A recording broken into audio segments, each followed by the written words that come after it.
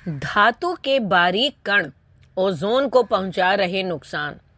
यही बात दुनिया भर के वैज्ञानिकों को सता रही है, क्योंकि आजकल जल कर खत्म होने वाला डिजाइन चल रहा है सैटेलाइट्स में, और सैटेलाइट को डालना होगा ग्रेवयार्ड ऑर्बिट या धरती पर, तो क्लाइमेट पर क्या असर होगा। नमस्कार दोस्तों, मेरे चैनल पर आने के लिए आपका स्वागत है। आज इस वीडियो में मैं बात करूंगी एलन मस्क की, जो कहते हैं कि अगले 6 महीने में वो 1 नहीं, 2 नहीं, 10 नहीं, 20 नहीं, पूरी 100 सैटेलाइट्स जो हैं वो धरती पर लाएंगे। ये सारे वायुमंडल में जलकर खत्म हो जाएंगे।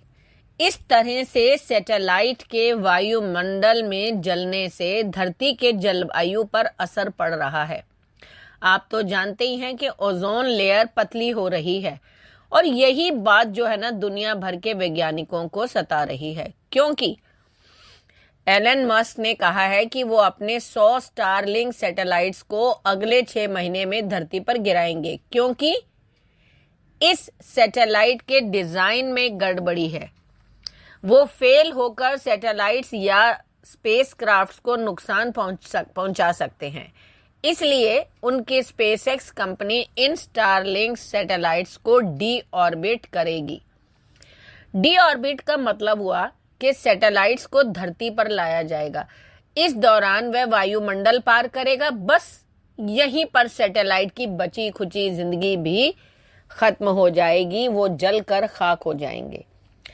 अब सवाल ये उठ रहा है कि क्या वायुमंडल में जलने वाले सैटेलाइट्स की वजह से धरती के जलवायु पर कोई असर पड़ रहा है।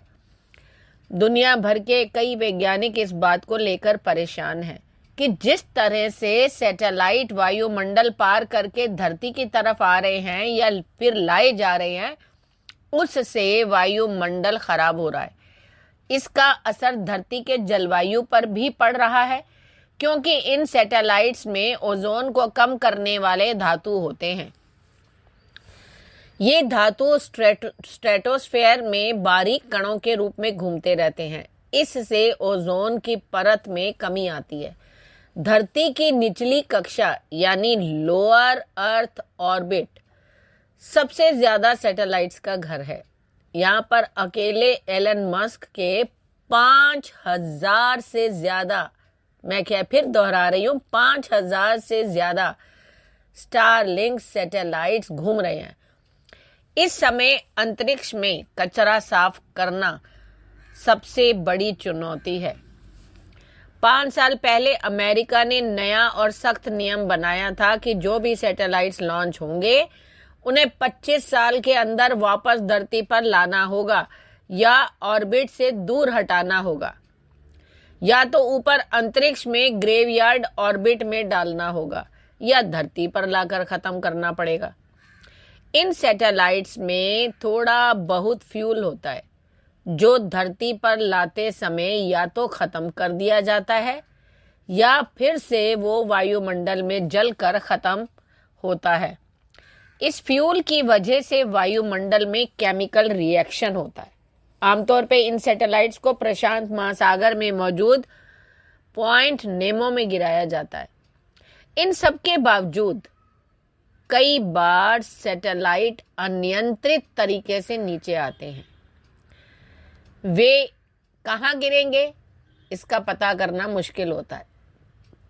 हालांकि ज्यादातर वायुमंडल में जलकर खत्म हो जाते हैं, लेकिन कुछ टुकड़े जमीन तक आ ही जाते हैं। आजकल नासा और यूरोपियन स्पेस एजेंसी सैटेलाइट का ऐसा डिजाइन बना रहे हैं जिसे डिजाइन फॉर डिमाइस कहा जाता है, यानी मरने के लिए बनाया गया डिजाइन। सैटेलाइट वायुमंडल में आते ही जलकर खाक हो जाए। इसका मकसद ये है कि सैटेलाइट के खतरनाक हिस्से जलते हुए धरती पर ना पहुंचे, और ना ही उनसे किसी तरह का जान माल का नुकसान हो। लेकिन जो वायुमंडल में सैटेलाइट आकर जलते हैं, उनसे तो सबसे ज्यादा नुकसान हमारे ओजोन लेयर को होता है।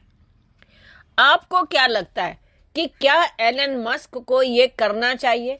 क्या वैज्ञानिकों को कोई नया तरीका ढूंढना चाहिए जिससे कि वो धरती तक आ ही ना सके और उसका असर जो है हमारे यहाँ पे ना पड़ सके, जलवायु पर?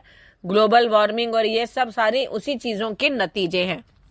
कृपया अपनी प्रतिक्रिया कमेंट करके बताएं। धन्यवाद।